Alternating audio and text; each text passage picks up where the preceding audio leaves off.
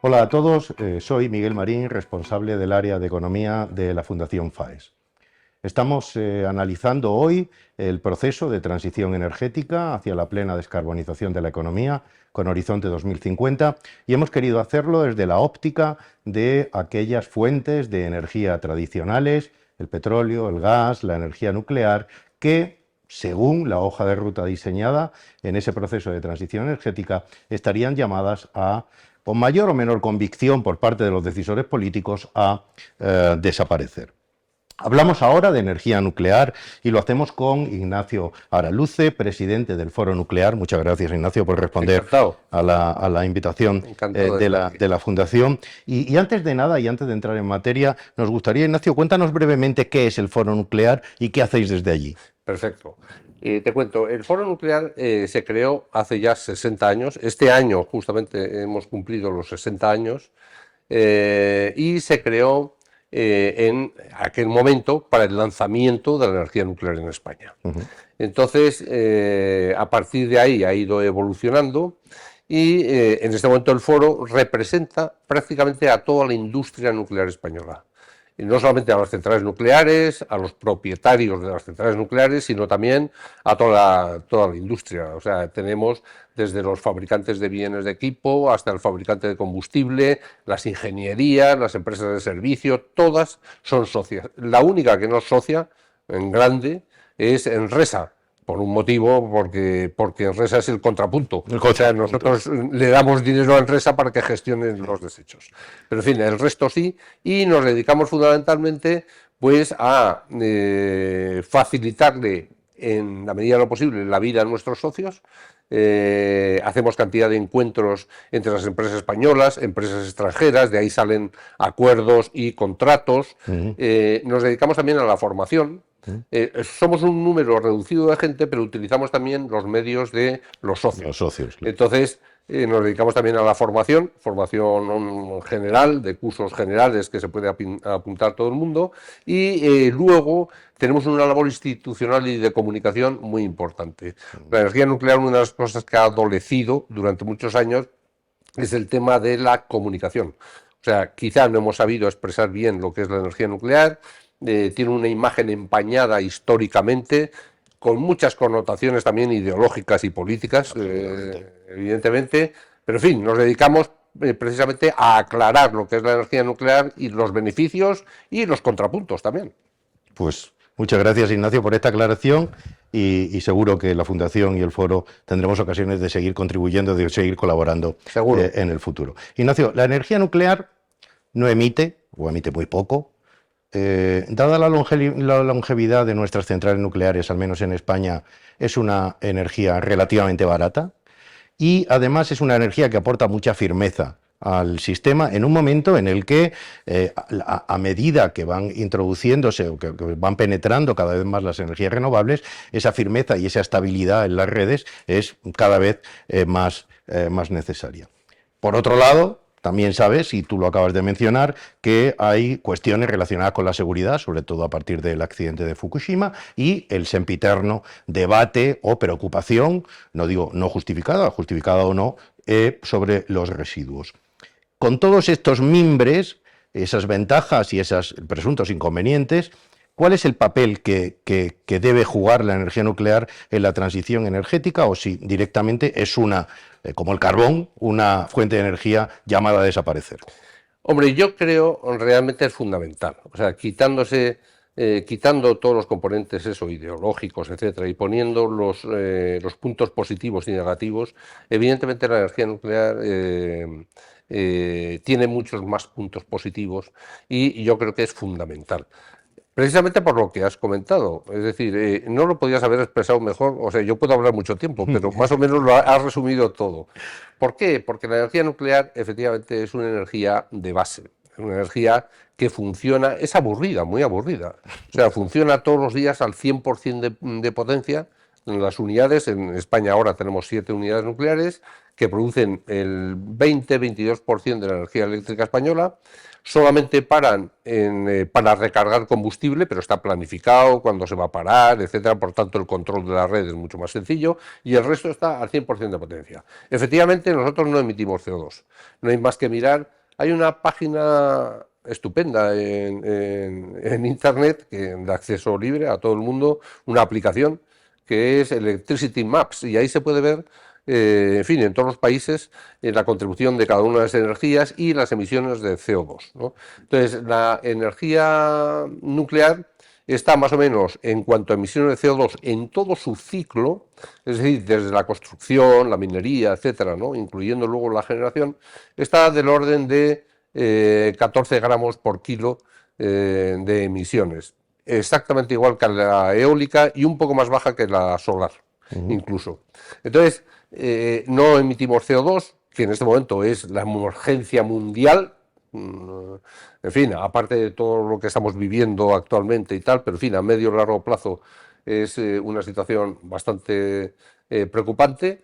Entonces, no emite CO2, es competitiva en cuanto a precios. Que en este momento es fundamental. Lo estamos viendo, que además estoy diciendo este momento, pero este momento se va a alargar. Entonces, es muy competitiva. Evidentemente, a lo mejor no podemos producir tan barato por una razón, por la fiscalidad que tenemos. O sea, en España, más o menos el 40% de nuestros gastos son fiscales, es impuestos que pagamos sobre los ingresos que tenemos. En Francia, por ejemplo, está en el 4%, nosotros estamos en el 40%. Entonces, impuestos más la tasa que le pagamos a Enresa para el combustible y para los desechos y desmantelamiento. Por tanto, es una energía que intrínsecamente es una energía muy competitiva y es una energía que muy generalista, porque es una energía que produce mucho con muy poco combustible. Muy eficiente. Entonces, y eso es fundamental. Luego hablaremos del tema de los desechos, pero eso es fundamental. Entonces, en este momento, para darle firmeza al sistema, cuando va a haber una penetración de renovables gigantesca, es fundamental contar con fuentes estables. ¿Cuáles son las fuentes estables? El carbón, el petróleo y la nuclear. ¿Quién es de todas ellas el que no emite CO2? Pues la nuclear. Por esto, y así lo ha reconocido la Comisión Europea y el Parlamento Europeo en el tema de la taxonomía, que cantidad de gente dice, han declarado a la nuclear verde, ¿no? La taxonomía de la Comisión Europea no declara ni verde ni nada. Lo que hace es decir que aquellas fuentes que son necesarias en la transición energética tienen que tener una fuente de financiación similar. Y por tanto la nuclear va a tener una financiación similar, es lo que dice la Comisión Europea y el Parlamento Europeo, a el resto de renovables. Gracias, Ignacio. Entonces, volviendo un poco al asunto del precio, antes de meternos un poco en los inconvenientes, la energía nuclear es relativamente, o sea, es muy competitiva en cuanto a precio, y hasta el punto que podríamos decir que si sacáramos a la energía nuclear, paráramos el botón como tú has dicho, a cero, podríamos tener un escenario, o tendríamos seguramente un escenario de precios todavía mucho más caro, ¿no? Porque tendríamos que recurrir mucho más gas, ¿no? Mucho más caro, porque el sistema europeo, no solamente español, es un sistema marginalista. Es decir, todos los días, ¿cómo funciona el mercado eléctrico? Todos los días hay una subasta que se cierra a las 12 del mediodía para subastar la energía del día siguiente, por horas. Entonces, los generadores eléctricos ofrecen energía y los consumidores piden energía. Y entonces se va casando la oferta y la demanda. ¿Quién entra en esa subasta? Pues entra el más barato. El primero se le admite, es un tema de precios, se admite el más barato. El siguiente, hasta que se cubre la demanda y la oferta. Entonces, el precio, ese final, es el más caro de todos los que han ofertado. Hay otros más caros que se han quedado fuera. Se han quedado fuera, no han entrado. Y por eso se llama marginalista, porque a todos se le paga el precio del último, del marginal. La energía nuclear entra todos los días en el mercado a precio cero. Nosotros ofertamos toda la energía que producimos, el 20% de la energía eléctrica española, 21-22, lo ofertamos a precio cero, arriesgándonos a que si finalmente el precio marginal es cero, pues no nos pagan nada. ¿Pero por qué lo hacemos así? Porque no tenemos la flexibilidad para parar, arrancar, etc. Entonces, para asegurarnos de que vamos a producir, lo ofertamos a precio cero. ¿Qué ocurriría si quitas el 20% de la energía eléctrica en un mercado, en una subasta, que subasta a precio cero? Pues que los últimos que se han quedado fuera por precio, porque son carísimos, tendrían que entrar y por tanto el precio marginal sería mucho más alto. Por tanto, la energía nuclear no solamente es competitiva, sino que hace que el mercado rebaje el precio de todas las energías.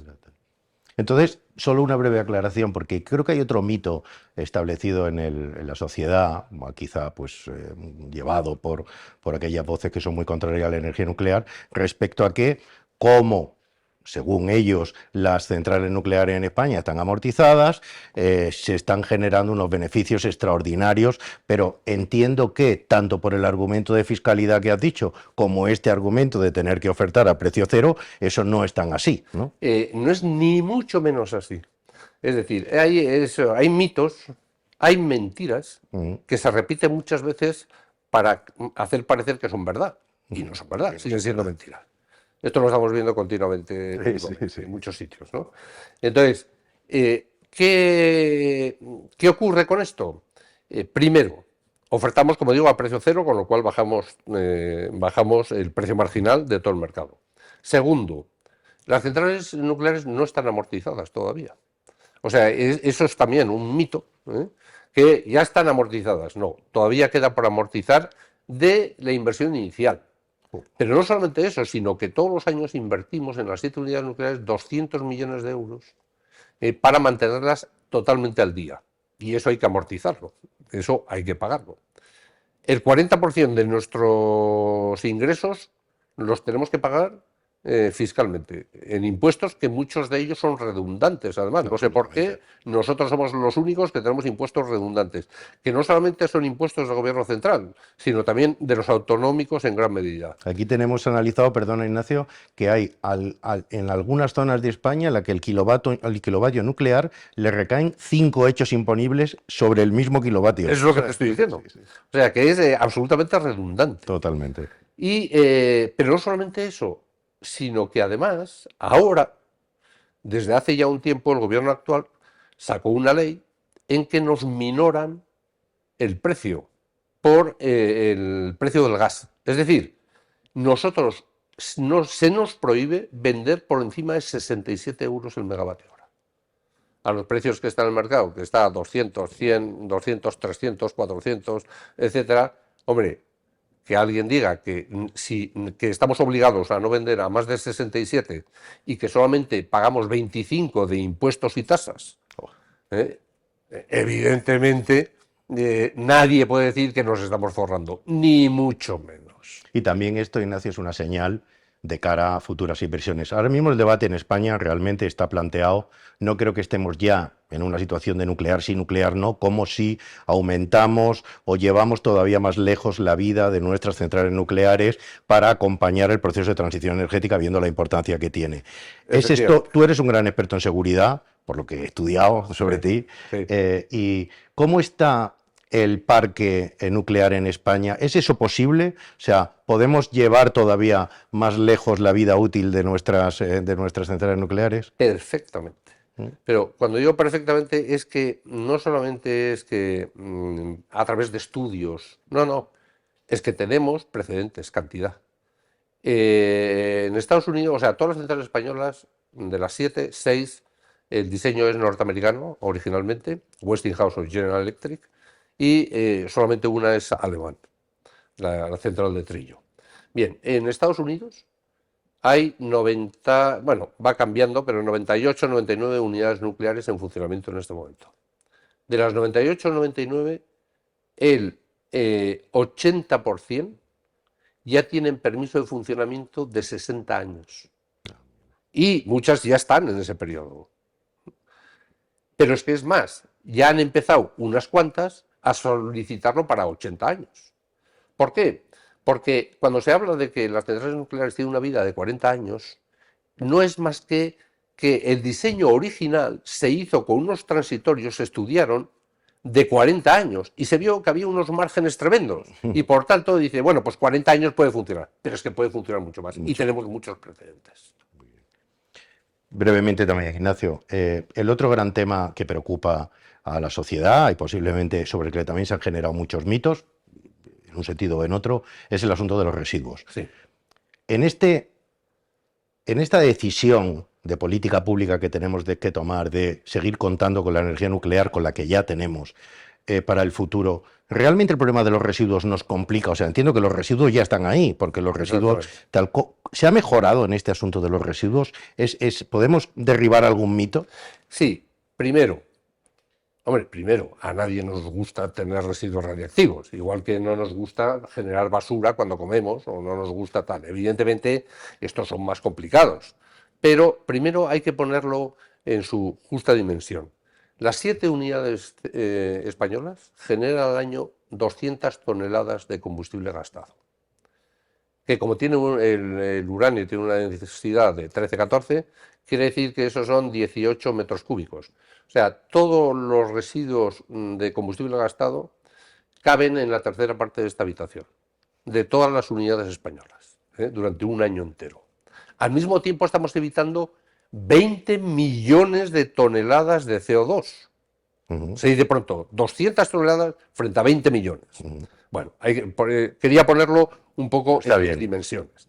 Segundo, el tratamiento de los residuos radiactivos está tratado en el mundo entero. Es decir, hay cantidad de posibilidades. La posibilidad más frecuente es el almacenamiento para que decaiga la actividad grande y el calor residual que tienen los elementos combustibles durante un periodo de tiempo y luego almacenarlo. Y la idea es almacenarlo en lo que se llama almacenamientos geológicos profundos, que el primero va a empezar a funcionar en el Olkiluoto, en Finlandia, dentro de nada. Y ahí va a seguir Suecia, va a seguir Francia y seguiremos nosotros. Entonces, se almacenan ahí los elementos combustibles y se dejan. Hay que tener en cuenta que en el centro de la Tierra hay una cantidad de radiación tremenda. Y se dejan. Yo he estado en Olkiluoto, en Finlandia, y es una mina que es de una isla granítica en el que bajas con un ascensor mínimo medio kilómetro que se ha perforado allá y a partir de ahí empiezan las galerías y ahí dejas los elementos combustibles de por vida en un sitio que no hay terremotos, porque en las islas graníticas no hay lixiviación, es decir, no hay agua que pueda lamer los elementos combustibles, son íntegros. Y esa es la mala contribución que tenemos las centrales nucleares, pero que tiene soluciones. Hay más soluciones, como es el bombardeo de los elementos combustibles gastados con partículas y hacerlas estables. Desde el punto de vista técnico-científico es muy factible, desde el punto de vista comercial no, es muy caro. Pero soluciones hay. Bueno, Ignacio, ya para terminar, una última pregunta, porque vamos muy justos de tiempo. Yo soy de los convencidos de que vamos a seguir teniendo energía nuclear por mucho tiempo, por muchísimo tiempo. Pero ¿hacia dónde va este sector? ¿Vamos más a tipo de centrales nucleares como las que hemos conocido hasta ahora, que son muy grandes, que requieren unas inversiones muy elevadas y que, bueno, también vivimos tiempos de estrecheces presupuestarias y de cierta complicación? ¿O vamos, como se empieza a hablar, a un sector más hacia mini reactores de 300 megavatios, como ya se están empezando a hablar? ¿Cuál es tu visión sobre el asunto? Bien, esto yo distinguiría también, depende de la condición país. Es decir, en España no estamos hablando ahora de construir nuevas centrales, ni pequeñas ni grandes, etcétera, sino de mantener el parque que tenemos, que sabes que tenemos ahora un compromiso del año 27, empezamos a cerrar la primera unidad y el 35 la siguiente. Ya veremos si finalmente, con las condiciones que haya, se alarga la vida. Habrá que discutir mucho sobre la fiscalidad y sobre la viabilidad de las centrales, la remuneración, etcétera. Pero en fin, esa es la condición España. Pero condición mundo, en general, hombre, hay un renacimiento de la energía nuclear. Eso está clarísimo. Es decir, no solamente no solamente en Asia, que ya estaba, no se había parado nunca, porque China sigue construyendo centrales nucleares, Corea sigue construyendo, la India sigue construyendo, Emiratos Árabes construye, etcétera, ¿no? Sino también en Europa y en Estados Unidos. Hay un renacimiento con todo el problema energético que estamos viviendo. Francia va a construir 6 unidades de las grandes, de los EPRs, en fin, y están los pequeños. Los pequeños son una solución fantástica para cantidad de cosas. Son mucho más baratos, son modulares, se construyen en mucho menos tiempo, son de protecciones pasivas, es decir, no necesitan ni energía eléctrica ni nada para refrigerar el núcleo, nada, son autoseguros, por así decirlo, y son de un tamaño, son modulares y pueden estar en redes pequeñitas. Es decir, hay países que una central grande no la puede aguantar, la red eléctrica, en cambio estos pequeños lo podrían aguantar. Y se pueden utilizar para cantidad de cosas, no solamente para generar energía eléctrica, sino para desalar agua, para generar hidrógeno, para calefacción, generando calor, etc. Y ese es el futuro. O sea, el futuro va por ahí. Y ya hay cantidad en este momento. Bueno, Estados Unidos ha determinado que va a construir en los próximos años 100 de estos Small Modular Reactors. Francia aquí va a construir también no sé cuántos, en fin. Y ese es el futuro. Bueno, pues muchísimas gracias, Ignacio, por haber compartido con nosotros tu optimismo y tu defensa de la energía nuclear. Está claro que a mí es un tema que me apasiona, es un tema apasionante y que seguro que vamos a tener más oportunidades en el futuro de seguir, seguro, yo encantado, de seguir hablando de este asunto, y para lo cual te emplazamos para futuras citas como nuevo amigo de la Fundación, que creo que además no habías venido nunca. No había venido nunca, pero en fin, un placer. Pues muchísimas gracias, Ignacio, y muchísimas gracias a todos por habernos seguido en este ciclo sobre las fuentes de energía tradicionales en el contexto de la transición energética. Muchas gracias y hasta próximas citas.